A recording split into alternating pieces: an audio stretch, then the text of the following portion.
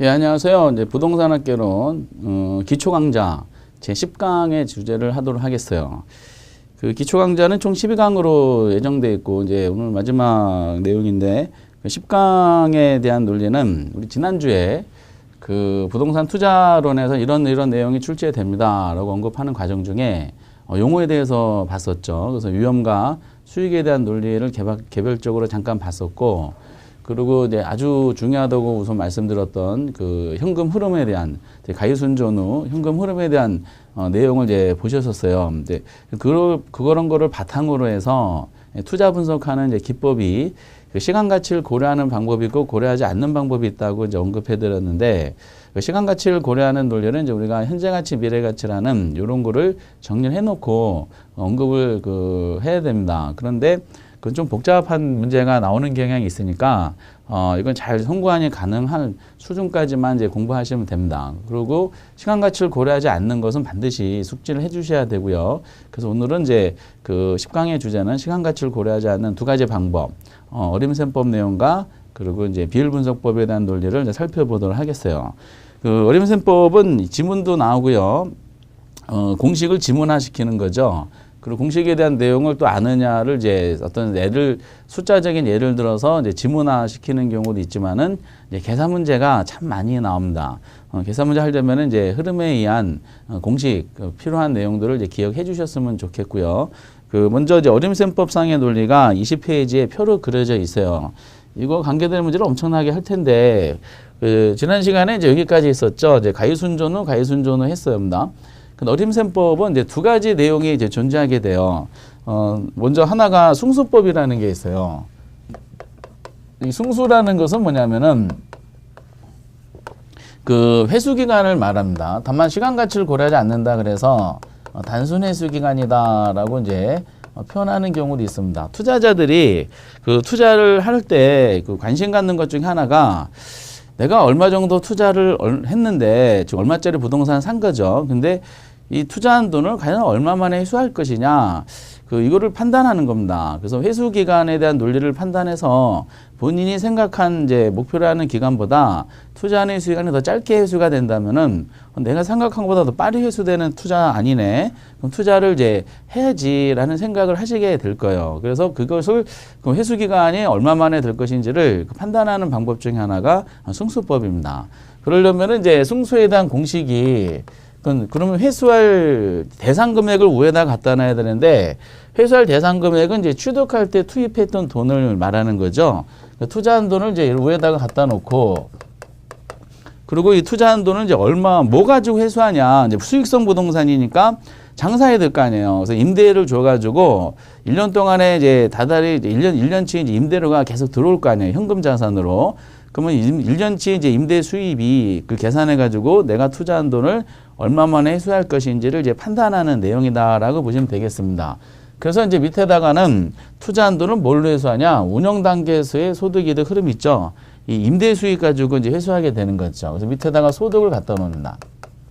다만 이제 어떤 소득하고 어떤 투자액하고 이제 비교하냐에 따라서 그 어림셈법상의 종류가 이제 어림셈법상의 숭수의 종류가 이제 구분이 되는데, 거기 보시다시피 숭수의 종류가 이제 4가지가 있어요. 당연히 4가지밖에 될 수 없는 이유가 지금 뭘 가지고 회수하느냐 봤을 때 이제 임대 소득 가지고 한다 그랬잖아요. 근데 임대 소득이 가유, 순, 전후 5가지가 있다 그랬는데, 여기서 이제 이 공통적인 상황이 그럼 5개 소득이니까 숭수도 5개 나와야 되지 않습니까? 그렇진 않고요. 여기도 이제 가능 총소득이고 총소득이죠. 둘 다 총소득이에요. 둘 다 총소득이기 때문에 굳이 이거를 구분할 필요가 구분할 필요가 없지 않느냐 해가지고 요거를 이제 그 두 가지 하나로 묶는 겁니다. 묶어서 총소득 가지고 회수하는 회수기간을 물어보는 거죠. 그래서 총소득을 이제 명칭을 잡아요. 가이순전 총소득 잡고 여기다가 이제 숭수법이니까 숭수법상의 명칭에는 반드시 숭수가 들어가게 돼 있어요. 여기다 숭수 이렇게 하시는 거야. 숭수. 얼마나 쉬워요, 숭수라는 건 논리가. 그러면 이제 숭수인데, 숭수는 이제 투자한 돈을 유력하고 회수할 소득을 밑으로 깔라 그랬잖아요. 그러면은 명칭에 해당되는 총소득 숭수라 그랬죠. 이 명칭에 해당되는 소득을 밑으로 까시는 거야. 이렇게. 총소득 밑으로 깔고, 그리고 이제 뭐를 회수해야 될 것인가라는 것은 투자한 돈에 대한 이제 취득할 투자한 돈이 나오죠. 근데 가유순까지는 총투자 논리라 그랬어요. 그럼 요거를 회수하는 거니까 요거 위에다 덮는 겁니다. 이렇게. 그 명칭에 승수의 명칭에 해당되는 밑으로 깔고 투자한 돈 위로 덮고 이렇게 간단하게 나와요. 그러면서 문제상에서 계산 문제를 이제 출제하고자 할 때, 그럼 이 총소득 승수를 구하라 그러면은 가능 총소득으로 해야 될까요? 유효 총소 해야 되나요? 질문을 받아요. 고민할 필요가 없어요. 왜냐면은 그 출제인들이 가능으로 하라, 유효로 하라라고 문제상에서 제시를 해주게 됩니다. 만약에 혹시나 해서 주어지지 않았다, 그러면 가능 총소득으로 계산하세요. 근데 주어지니까 너무 걱정하실 필요는 없습니다. 근데 승수가 이제 이게 나왔으니까 이제는 그 다음에 소득 중에 순영업소득 남았잖아요. 그럼 순영업소득 가지고도 만드는 거야.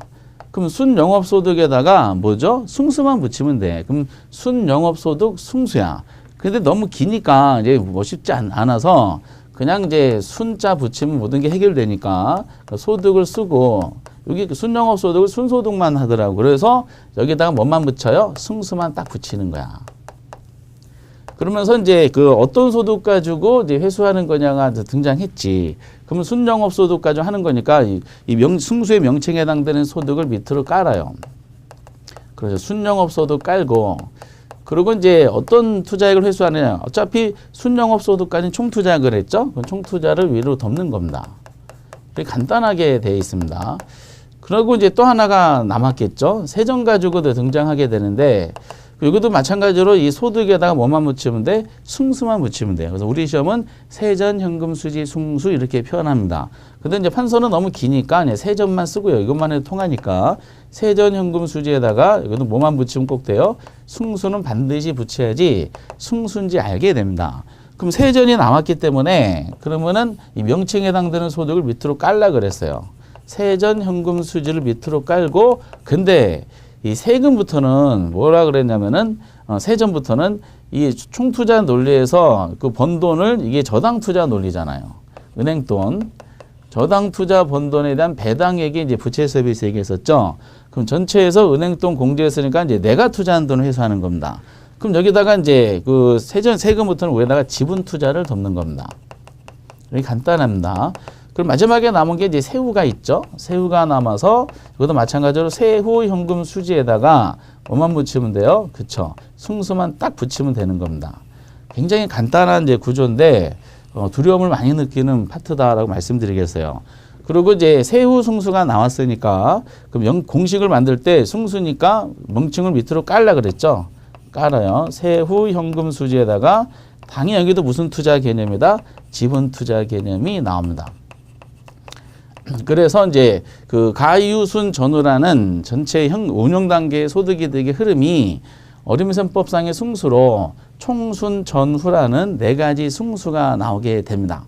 그러면서 이제 각 명칭을 밑으로 깔고 공식을 만들 때, 그리고 그 총투자 논리가 이제 위에 두 가지 있죠. 총승수랑 순승수. 위에 총수는 총투자고, 세금 붙어 있는 세전세후, 세금 붙어 있는 두 가지는 전부 다 지분이다라는 식으로 구조적으로 해석하시면 돼요.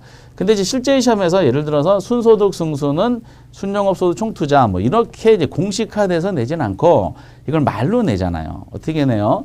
순소득 승수란 총투자액을 순영업소득으로 나눈 값이다. 이렇게 표현합니다. 결과적으로 우리는 이제 뭘 아셔야 돼요? 국어를 잘 아셔야 돼요. 국어.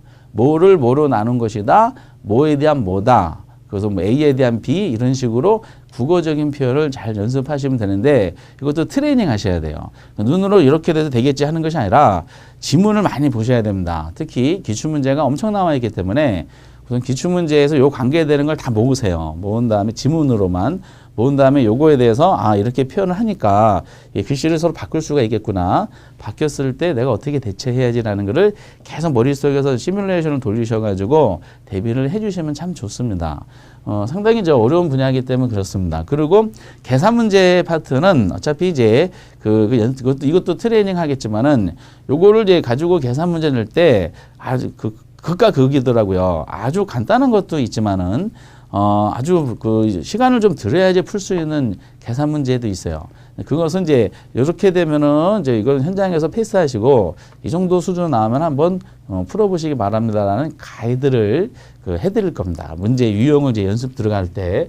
어쨌든 이제 이렇게 총 가위손전후가 총손전후라는 네 가지 승수가 잡혔어요. 근데 투자자가 내가 투자한 돈을 얼마 만에 회수할 것이냐라는 관심도 있지만은 또 다른 관심은 내가 이만큼 투자했을 때 이 투자한 부동산에서 나온 수익이 나한테 얼마 정도 수익률을 가져다 줄 것인지 그거에 대한 관심도 또 있어요. 그러니까 몇 퍼센트 수익률을 가져다 줄 수 있는 상품이냐라는 관심이지.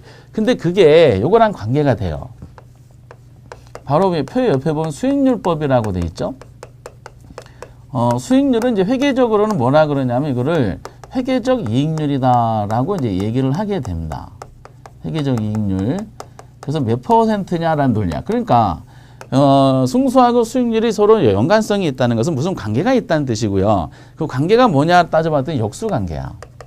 그 역수관계라는 것은 서로 이제 곱해봐야 돼요. 그래서 A, B가 많이 역수다. 그러면은 A하고 B를 곱해보면은 이게 1이 나와야 돼. 그러면은 서로 역수관계 있는 걸 곱했을 때 1이 나온다는 것은 이 구성요소, 부모분자라는 이제 구성요소가 완전히 바뀌었다는 뜻이야. 그래서 만약에 5의 역수가 뭡니까? 라고 하면은 이제 이건 5분의 1입니다. 그래서 5하고 5분의 1 서로 곱하면은 이게 1이 나옵니다. 이렇게. 그래서 이 역수관계를 여쭤보는 것도 우리 시험 이제 어떤 시험 유형 중에 한 테마다라고 말씀드리겠어요. 그런데 승수가 4개가 있잖아요. 그러면 승수가 4개면은 각각마다 역수관계에 해당되는 게 있을 거 아니야. 그러니까 역수에 해당되는 수익률도 몇 개가 나오겠어요? 당연히 4개가 나오는 겁니다. 이렇게. 그래서 표로 이렇게 잘 해드렸어요. 그럼 총소득 승수의 역수가 뭡니까? 라고 할 때, 이때 이제 명칭을, 이게 이쪽은 용어가 통일이 됐는데, 이쪽은 용어가 통일이 안 된 게 있기 때문에 그걸 주의하셔야 됩니다. 근데 이 부분은 거의 이제 총소득 승수 역수는 통일이 된 것 같아요. 총자산 회전율이다라고 합니다. 이게 회계학에도 이렇게 표현하기 때문에, 출제원들도 그냥 이렇게 이제 그걸 따라가지고 하는 걸로 판단이 됩니다. 그럼 총자산 회전율이 총소득 승수의 역수라는 거 알면은 총승수하고 회전율을 서로 곱해보면 1이 나와야 돼. 그럼 분모 분자로 구성돼 이걸 완전히 뒤집으면 된다. 그 밑에다가 이제 뭘 잡냐면은 이제 총자산을 잡아요. 앞에서 우리가 이제 총자산하고 총투자 부동산 가격은 같은 말이라 그랬어요. 근데 이제 총투자 회전율 해도 되는데 우리 그 회계학에 나오는 그 어떤 그 용어적인 공통적인 그 상황을 이제 존중해가지고 총자산 회전율로 나옵니다. 그러다 보니까 요거는 안 바뀌어. 회전율이란 말은 계속 똑같이 나옵니다. 그래서 어쨌든 이제 내용상으로 보면은 그 뒤집은 거잖아요. 그 총자산 회전율은 총자산분의 뭐가 있어요? 총소득을 위에다 갖다 놓는 겁니다. 기출문제에 보시면은 총자산 회전율 해놓고 여기다 총자산에 대한 총소득이 이렇게 하셔야 되는데 총소득 파트에다가 뭐 순영업소득을 갖다 놓는다든지 즉 다른 소득을 이제 갖다 붙여서 오류가 나오게 만드는 겁니다. 그래서 이렇게 총자산 회전율이 총승수 역수다라고 알아두시고 이건 용어가 이제 통일이 됐고 순소득 승수의 역수가 뭡니까 할 때 이것도 이제 총투자 논리입니다. 이게 여기까지는 이제 총투자 논리니까. 근데 가장 많이 쓰는 우리 시험 관행이 총투자란 말 써도 되는데 종합이란 말을 쓰고요. 종합환원율이란 말을 많이 쓰는 것 같아요. 종합환원율. 종합환원율이기 때문에 얘는 공식을 뒤집으시면 돼요. 밑에다가 총투자 갖다 놓고 위에다가 순영업소득을 갖다 놓으시면 됩니다. 그래서 보통 이제 종합환원율이다 보니까 여기다가 한자에다 동그라미 치시고요. 근데 이제 이게 변수가 생겼어요. 이 부동산학 개론이란 과목을 출제하는 영역이 그 공인중개사 시험뿐만 아니라 감정평가사 시험에서도 이제 이 출제를 합니다. 근데 거기서 이제 그 출제를 하는 과정 중에 종합환원율이라는 말이 가장 많이 썼던 관행을 출제하는데 조금 뒤엎는 것 같더라고요. 그래서 종합환원율을 같은 말로 뭐라고 표현하기도 하냐면은 얘가 총투자하는 개념이잖아요. 그럼 당연히 총투자 논리니까 총투자 쓰자. 그리고 이제 이것이 수익률법 아니냐. 그래서 총투자하고 수익률을 이제 집어넣어서 총투자 수익률로 출제하는 관행이 생겼어요. 그러니까 이제 이게 두 가지를 다 알아두셔야 돼. 이게 가장 많이 우리 시험에 나왔으니까 이걸 원칙으로 하되 혹시 총투자 수익률로 내면 얘는 종합환원율과 같은 말이다라는 거를 이제 알아두시기 바랍니다. 이게 좀 수고스럽지만은 이 용어가 통일이 안 된 거에 대해서 대신 사과드리도록 하겠습니다. 죄송합니다. 이렇게. 그리고 이제 세전승수에 대한 논리를 이제 이것도 여기서 이제 쓰는 용어가 이제 바뀌죠. 왜냐? 순영호까지는 총투자인데 이제 사이에 은행 거 털어냈으니까 여기 세전부터는 지분 투자야. 그래서 세전승수의 역수에 해당되는 수익률이 뭡니까 물어볼 때는 종합이란 말 또는 총이란 말을 쓸 수가 없어요. 무슨 말 써야 돼? 지분이란 말을 써야 돼. 그 지분 투자를 집어넣고 지분 집어넣고 가장 많이 나오는 말을 지분 배당률이다라고 이제 얘기를 하게 되는 겁니다. 지분 배당률인데 얘는 공식은 그 뒤엎으면 되죠. 밑에가 뭐가 들어가? 그렇죠. 지분 투자를 잡고요. 위에다가는 뭐를 덮어? 뒤집는 거니까 세전 현금 수지를 덮으면 되는 겁니다. 근데 이것도 이제 지분 배당률이 제일 많이 나오지만은 통일이 안 됐어요. 이거는 같은 말로 보통 쓰는 것이 지분 환원율이란 말을 쓴 적도 있고요. 그리고 이게 수익률이잖아요. 그래서 이게 세전승수의 역수라서 세전은 그대로 살리고 여기다가 수익률법 아니야. 그래서 세전 수익률로 출제하는 경우도 있을 수가 있어요. 근데 이거는 거의 이제 지분 배당률은 이제 많이 나오더라고요. 지분 배당률. 이렇게. 그리고 이제 문제가 되는 게 세후승수인데 세후승수는 우리 중개사 시험에서 26회인가? 그 전까지는 한 번도 출제된 적이 없어요. 세후승수 역수에 대한 논리는. 그래서 우리는 관행적으로서 뭐라고 많이 얘기하냐면은 저거는 세후승수니까 세후 그대로 살리고 이게 수익률법 아니냐. 그래서 세후 수익률로 연습을 많이 했었어요. 언젠가 나오겠지라는 이제 대비를 해가지고 세후 수익률 이렇게 됩니다. 근데 한번 용어가 나오긴 했는데 이제 틀리게 나와가지고 옳은 지분이 뭔지가 밝히지 않았는데 때마침 어쩌든 공식 먼저 하고 세후 수익률이니까 세후승수의 역수겠죠. 그래서 그 뒤집어. 그럼 밑에다가 지분 투자를 갖고 위에다가는 뭘 덮어요? 세후 현금 수지를 이렇게 덮으시면 됩니다. 근데 여기서 이제 문제가 생긴 게 뭐냐면은 우리 기본소가 어떻게 나올지 모르겠지만은 감정평가사 시험에서 이 세후 수익률을 옳은 지문으로 냈어요. 근데 세후 수익률을 옳은 지문 냈을 때 세후 수익률을 낸 것이 아니에요. 아니고 뭐를 내냐면은 어쨌든 여기부터는 지분 투자잖아요. 그러니까 얘도 당연히 지분 투자 논리 아니냐. 지분 투자. 그래서 지분 투자를 집어넣었어요. 근데 지분 투자 집어넣은 것은 위에 세전도 지분이니까 배당률이란 말은 있었잖아요. 그럼 지분 투자를 집어넣은 상태에서 이게 수익률법 아니냐. 그래서 얘를 지분 투자 수익률로 냈습니다. 그래서 세후 수익률하고 지분 투자 수익률은 뭐다? 같은 말이라고 알아두시기 바랍니다. 이게 똑같은 말이야. 우리 공인중개사 수험서 중에 많은 잘못 중에 하나가 지분 투자 수익률을 지분 배당률로 오해해서 쓰는 경우가 있더라고요. 그렇지 않아요. 기출문제를 무시할 수 없어요. 그래서 세후 수익률을 지분 투자 수익률. 이게 엄청 중요한 내용입니다. 어림셈법상에서 핵심이지. 이런 밑에 투자를 갖다 놓고 수익률은 소득을 위에다 역수관계니까. 그래서 이제 제일 먼저 이 구조를 처음부터 막 고통스럽게 암기할 필요는 없고 구조적으로 이해하셔야 되는 과정 중에 제일 우리가 이제 기본으로 중요한 것이 가위순전을 잡아 놓으시고 그래서 가위순전에서 가위순까지는 총투자 논리를 썼고 그리고 세전전부터는 지분투자 논리라는 거를 머릿속에 꿰차고 계시면은 이 공식은 암기가 아니라 구조적으로 만들 수가 있습니다. 승수하고 수익률이 있는 상태에서 승수는 이제 어차피 5개의 소득 중에 이제 4가지 승수를 만들으니까 총소득 승수, 순소득 승수, 세후 승수에서 총순 전후하시면 돼요. 총순 전후하면 이제 명칭 자체에서 공식이 만들어져요. 그래서 그 명칭 총순 전후에 해당되는 것을 다 밑으로 깔어. 밑으로 깔고 어차피 2개, 총하고 수는 총투자 잡아놓고 세금 붙어있는 2가지는 지분 잡아놓으시면 됩니다. 그래서 가위순 전후가 총순 전후로 되고요. 그 역수에 해당되는 것은 공식을 뒤집기만 하면 되는 거기 때문에 구조적으로 연습만 하시면 돼요. 그래서 그러면 각 승수의 역수에 해당되는 명칭이 뭐냐를 아는 게 중요한 거죠. 명칭만 하면 이거 역수구나 공식 뒤집고 요거는 뒤집고 이렇게 하면 되는 거니까. 그래서 총소득 승수 역수는 회전율, 총회, 순수 역수는 종합환원율, 환, 세전승수 역수는 지분배당, 지, 세후 승수 역수는 세후순, 수. 그래서 총순, 총회, 순환, 전지, 후후 보통 이렇게 하셔서 용어적인 면은 이제 별도로 추가적으로 이제 하시면 되는 겁니다. 그래서 가위순전후가 총순전후 4개, 그리고 역수관계에는 수익률과 연결시켜서 총회, 순환, 전지, 후후를 계속해서 읊으시면 되겠습니다. 엄청나게 이제 나오는 거죠. 다만 이제 올해 28회 때는 이 부분을 이제 계산 문제를 안 냈어요. 전부 다 지문으로 냈어요. 그래서 계산 문제 공포감이 있으셨던 분들은 좀 수월하게 이 파트를 이제 푸시지 않았을까라는 생각이 듭니다. 이게 이제 어림셈법상에서의 논리입니다. 그리고 또 하나, 그 21페이지 보시면은 이제 또 시간 가치를 고려하지 않는 것 중에 비율 분석법이라는 게 있네요. 우리 명칭상에서는 이제 비율 분석법인데 각종 이제 재무 비율이라는 논리입니다. 많은 비율이 있지만은 중개사 시험은 이걸 다 다루진 않습니다. 그 비율 중에서 이제 특히 쌍두마차가 있어요. 그 하나가 대부 비율이야. 대부 비율. 우선은 이제 여러분들 기초 강의에서는 대부 비율의 구조가 어떻게 돼 있고 어떤 의미인지만 아시면 되실 것 같아요. 이 대부 비율이라는 논리를 이제 잡았을 때 이제 중요한 부분이 그 명칭에 대한 부분이 굉장히 고통스러운 것 같아요. 이 대부 비율이 지금까지 여러 가지 명칭으로 나왔어요. 제가 구두상 말씀만 드릴게요.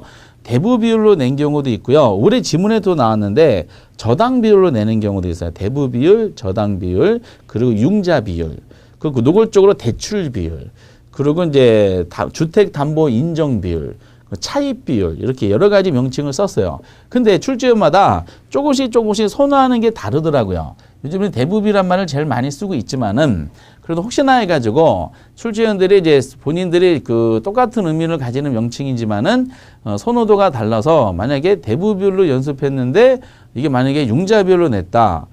그러면 주택담보인정비율로 냈다. 그러면은, 용어 때문에 이제 당혹스러운 일이 발생할 수 있거든요.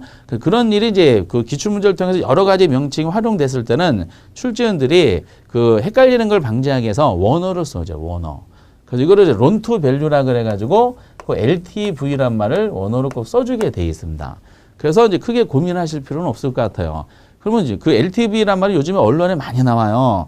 전부 대출을 규제하는 방향으로 이제 움직이고 있기 때문에 그럼 대부비란 논리를 보면은 이게 이제 론이고 융자액이고요. 투는 뭐뭐에 대한이고 밸류는 부동산 가치예요. 그러니까 그대로 번역하면은 부동산 가치에 대한 융자액이다라고 보시면 되겠습니다. 근데 이제 그 부동산 가치를 만약에 10억짜리 사고 싶다. 그럼 10억짜리 사는데 투자액도 얼마가 들어가요? 그럼 10억 아닙니까? 라고 했을 때 결과적으로 이제 그 부동산 가치라는 것은 총투자 논리입니다.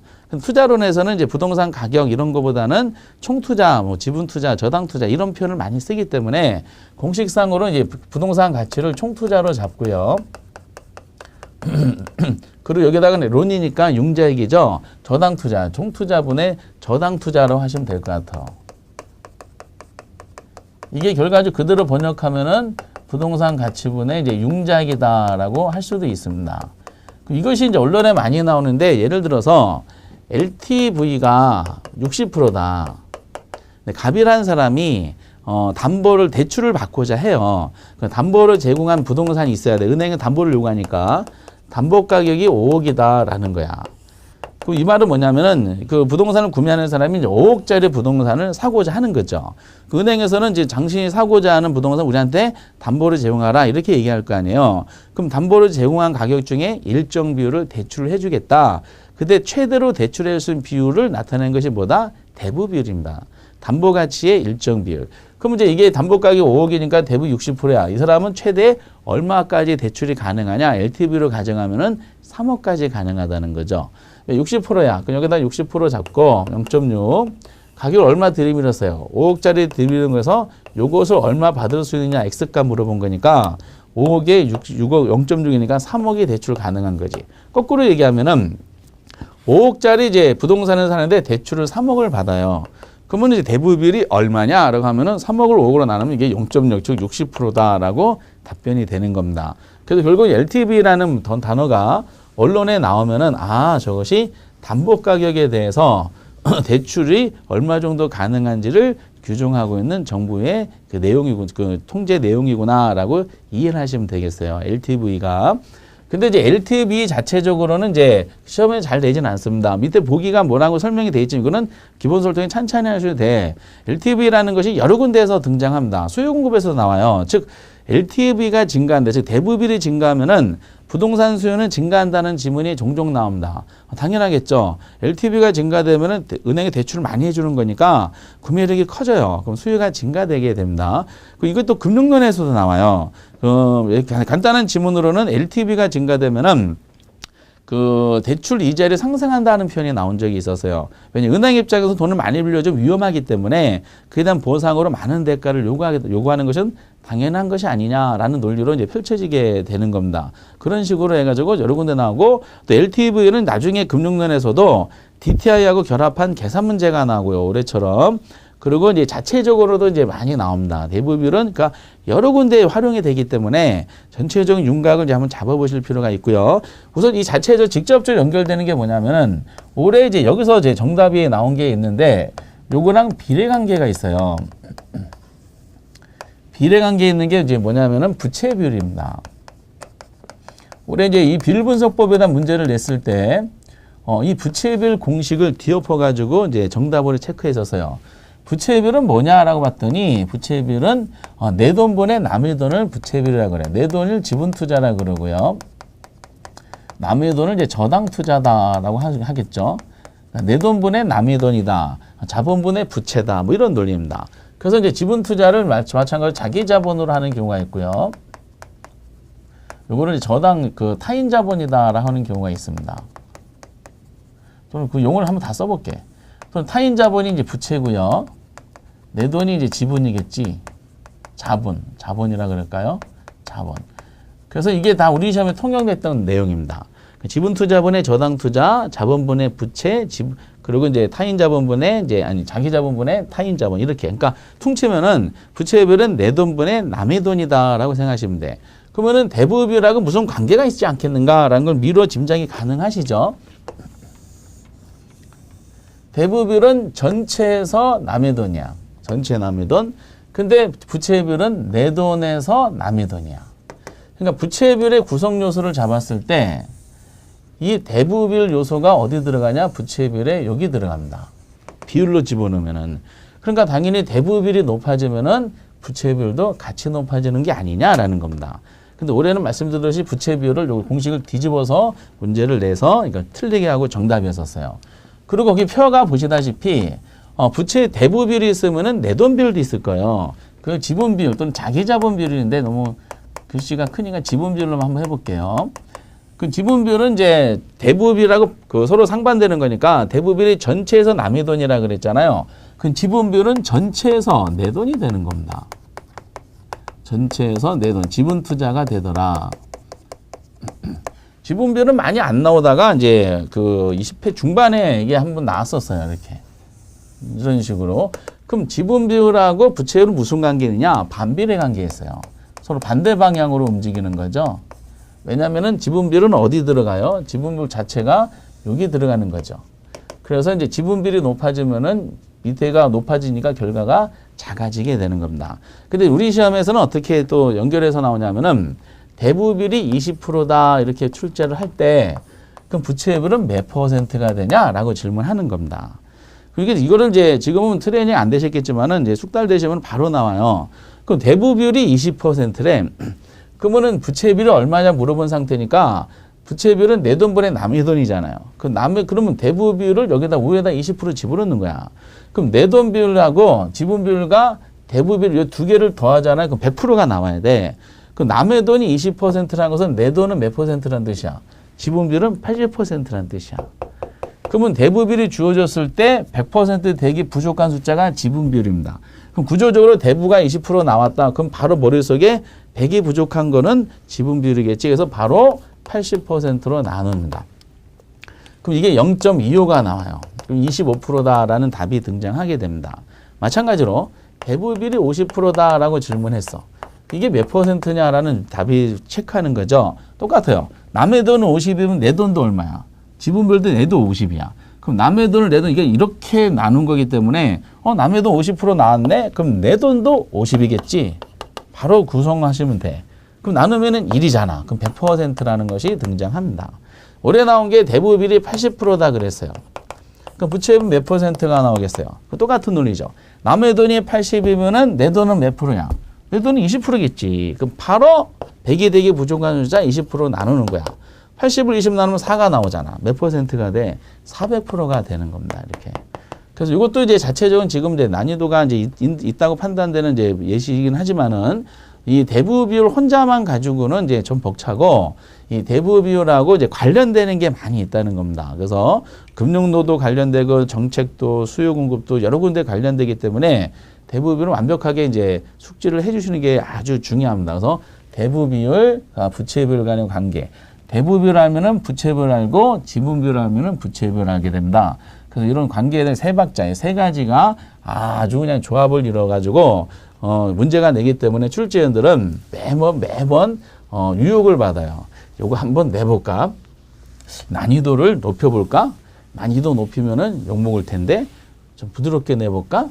그럼 칭찬받을 텐데 뭐 이런 식으로 해가지고 고민을 엄청 하면 되지 않겠는가. 그래서 올해도 나왔지만은 내년도 또 나옵니다. 이것은 대부비율 명칭은 어떤 이유열 불문하고 그 최소 지문에는 최소 다 등장하게 돼 있어요. 어떤 이유열 불문하고 무조건 출제가 되는 파트고. 근데 비율분석법에 요거랑 이제 쌍두마차가 있어. 올해 처음으로 이걸 단독샷으로 냈던데 보니까 이런 경우도 있었는지 모르겠는데 부채 감당률이라는 게 있어요. 이 부채 감당률은 이제 두 가지 내용으로 이제 등장하게 됩니다. 우선은 간단하게 공식만 나와, 공식. 그리고 이제 또 하나는 그 지문으로는 지문에 대한 내용은 그 두 가지가 된다는 뜻이에요. 계산 문제는 어차피 별도로 하는 것이고, 그래서 거기 동그라미 1번하고 2번이 있죠. 그게 전부 다는 거야. 부채 감당률에 대한 논리. 근데 출제원들은 이제 동그라미 1번과 2번에 대한 논리를 이제 완벽하게 숙지를 하느냐는 거야. 그런데도 이거 가지고 이제 그 똑같은 문제로 장난쳐요. 부채 감당률. 이게 원어가 거기 써 있잖아요. 원어가 이제 뎁 서비스야. 뎁 서비스 이제 커버리지 레이트라고 이제 돼 있어요. 그러니까 결과적으로 이거를 뭐냐면은 이게 부채 서비스액이라는 뜻이야. 부채 서비스액을 감당할 수 있는 이제 비율을 논하는 거거든요. 그럼 결과적으로 이걸 줄인 거야. 부채 서비스액 감당 비율. 너무 기니까 줄여가지고 이것만 살려서 부채 감당률을 한 겁니다. 그럼 결과적으로 뭘 감당하는 거냐? 이 부채 서비스액을 감당할 수 있는 능력이 있는가를 측정하는 거예요. 그러면은 해당되는 이제 감당해야 될 이 부채 서비스액을 밑으로 까는 거예요. 그럼 부채 서비스액이 원리금 상환액이라 그랬잖아요. 그럼 이거를 감당해야 되면 뭐가 감당하느냐는 거예요. 그럼 여러분 부채 서비스액이 어디 있었어요? 가이순전의 문제만 나온 거니까 가이순전후상에서 부채 서비스액 여기 있잖아. 그럼 요거를 감당할 수 있는 소득은 바로 위에 있는 순영업 소득입니다. 때문에 부채 감당률은 이 부채 서비스액과 순영업 소득 사이의 짝대기를 짝은 거야. 분수로 이렇게. 그래서 결국 이거를 감당하는 것은 뭐냐? 순영업 소득이 아니냐. 서비스액 바로 위에 있는 거니까 위에다가 순영업 소득을 갖다 붙입니다. 지문은 두 가지가 나온다 그랬죠. 하나는 개념입니다. 부채 감당률이란 순영업 소득이 부채 서비스액을 감당할 수 있는 능력이 있는가를 측정하는 비율이다. 이러고 요거 하나. 순영업 소득 가지고 하는 거. 짝꿍이 순영업이야. 서비스액 바로 위에 있는 게 순영업 소득이니까. 그리고 또 하나는 동그라미 1번이에요. 2번이에요. 2번.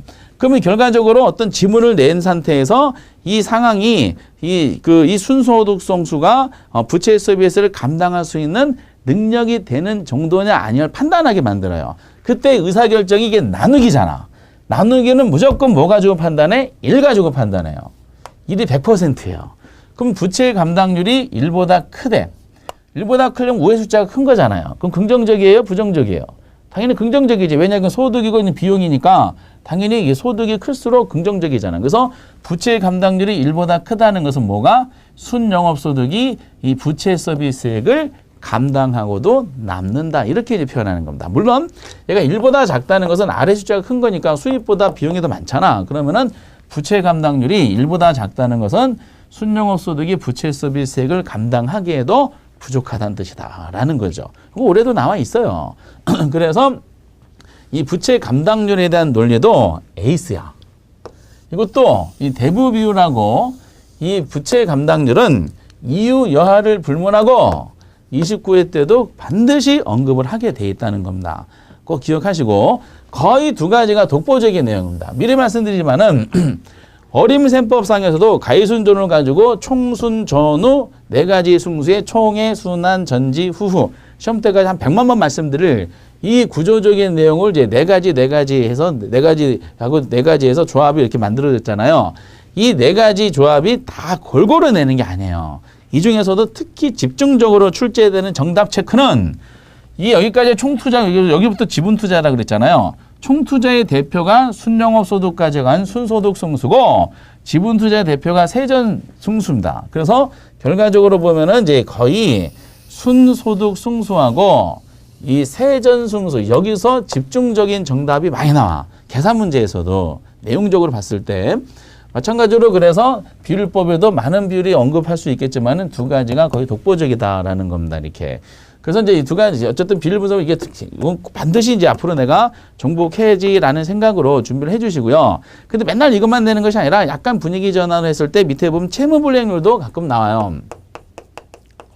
채무불이행률 얘는 명칭 자체가 크면 안 좋잖아요. 불이행률이 크면 부정적이겠지. 이것도 굳이 또 나온다 그러면 이제 두 가지다 보시면 돼. 채무불이행률은 뭐냐면은 부채 감당률하고 추가하는 목적은 같아요. 근데 이제 부채 감당률은 감당 능력이 클수록 긍정적이니까 소득을 위로 나오는데 얘는 채무 불이행률이 클수록 부정적이잖아. 그렇죠? 얘는 낮을수록 좋잖아요. 낮을수록 좋다는 것은 얘가 1보다 작을수록 좋다는 뜻이니까 채무 불이행률 가지고 갈 때는 소득이 밑으로 깔아요. 다만 부채 감당률의 차이는 뭐냐면은 투자자가 가만히 봤어요. 가이순전후 과정 중에 이제 흐름상 보면 마이너스가 4개가 있잖아. 공실하고 경비하고 부채 서비스에 영업소득세 4가지가 있죠. 근데 현실적으로 4가지 마이너스 중에 사업을 하는데 가장 결정적인 영향을 미치는 비용이 2가지가 있다는 거예요. 장사하다 보면 비용이 들잖아요. 그렇죠? 경비 들고 그리고 은행돈, 금융비용도 만만치 않잖아요. 그러니까 이제 흐름상에서 이 장사할 때 제일 많이 나가는 큰 비중을 차지하는 2가지 비용, 즉 이 경비 부분하고 이 부채 서비스 이 2가지를 감당할 수 있는지를 한번 확인해 보고 싶은 겁니다. 근데 요것만 부채 서비스액만 감당하려면은 순영업 소득까지 하면 되잖아요. 그게 부채 감당률이야. 근데 요거랑 요걸 둘 다 동시에 감당할 수 있는지를 한꺼번에 측정하고 싶은 거예요. 그럼 경비까지 감당을 측정하려면은 경비 앞에 있는 소득까지 해야 돼. 그게 무슨 소득이야?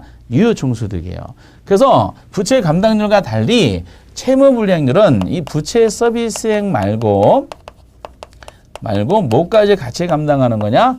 영업경비까지 같이 감당할 수 있는 능력을 측정하는 겁니다. 그러면 밑에 소득이 들어가야 되는데 영업경비까지 하는 거니까 영업경비 바로 앞에 있는 소득까지 해야 돼. 그러면 영업경비 바로 앞에 있는 소득이 뭔지를 알아야 되잖아, 현장에서. 그러면 모든 문제가 전부 다 저 가이순전후라는 내용으로 다 귀착이 되는 겁니다. 그러면은 경비 앞에 있는 소득이 유효총소득이 있었지? 그래서 유효총소득을 밑으로 깔게 되는 거지. 이렇게. 그리고 얘는 그리고 이제 그래서 개념이 그 동그라미 1번 꼭 알아두시고요. 그 동그라미 3번에 의사결정 나오죠. 얘는 채무 불이행률이니까 얘도 나누기잖아요. 나누기이기 때문에 어쨌든 얘도 1 가지고 판단해. 1보다 커야지 긍정적이에요. 작아야지 긍정적이야. 여러분 판단하시기에. 당연히 얘는 1보다 작아야지 긍정적이지. 똑같이 표현하면 되죠. 채무 불이행률이 1보다 작다는 것은 1보다 작으면 아래 숫자가 더 큰 거잖아. 무슨 뜻? 유효총소득이 영업경비와 부채 서비스액을 감당하고도 남는다는 의미다. 이렇게 표현하게 돼 있어요. 그래서 이게 굉장히 어려운 분야고 시험 형식도 이제 복잡한 문제가 나오는 경우도 있기 때문에 자주 보셔야 되고 시험 때까지 한 100만 번 이상 보실 거야. 또 보고 또 들으시고 또 들으시고 또 틀리시고 또 틀리시고 또 맞히시고 또 이 계속 반복되는 과정에 자연스럽게 이게 녹아드셔야 돼. 스며들면서 어느 순간에 딱 깨우치게 되면은 10점이라는 점수가 팍 올라갑니다. 그래서 이제 가이순전후부터 여기까지만 하더라도 10점에 해당되는 4문제가 맞출제를 많이 합니다. 이렇게. 이 시간 가치를 고려하지 않은 단순한 방법 2가지입니다. 물론 비율분석법에는 이거 말고도 많은 비율이 나온 경우도 있어요. 근데 그건 극히 드물고 정답으로도 잘 체크를 안 합니다. 우선 중요한 대부비율과 부채 감당률을 꼭 잡으시고 혹시나 해서 채무불이행률까지 잡으시고 나머지는 혹시나 하는 식으로 이제 건드리시면 하면 되겠어요. 그래서 말씀드렸어요. 가이순전후에서 어림셈법, 비율분석 여기까지만 단순하게 공부를 잘 하셔도 서너 문제는 그냥 맞힌다는 겁니다. 이게 이제 그렇게 출제원 수험생분들을 많이 괴롭히고 있는 투자 분석 중에 화폐 시장 가치를 고려하지 않는 방법에 대한 내용이다라고 말씀을 드리겠습니다. 여기까지 하고요. 그리고 이제 나머지 시간 가치를 고려하는 방법은 말씀드렸듯이 화폐 시장 가치라는 거를 공부하고 난 다음에 하시는 게 좋고요. 그것은 이제 해야 될 거 안 해야 될 것이 분명히 구분되기 때문에 그것은 나중에 천천히 하셔도 충분하다 말씀드리겠어요. 그래서 이제 우리는 투자론의 광범위한 거를 입문과정에 다 다루지 않았고 기초적인 어떤 내용들, 위험과 수익에 대한 그 기본 용어, 투자론에 쓰는 용어, 그리고 아주 중요하다 보니 현금 흐름에 대한 논리고 이 현금 흐름이 어림셈법과 비율분석법에서 어떻게 활용이 되는지 이런 개략적인 내용을 봤습니다. 여기까지 하고 그리고 다음 시간에는 금융에 대해서 기초적인 용어 위주로 한번 살펴보도록 하겠습니다. 여기까지 하고 다음에 그 제13강 13절 부동산 금융에 대해서 기본 개념을 살펴보도록 하겠습니다. 예, 수고하셨습니다.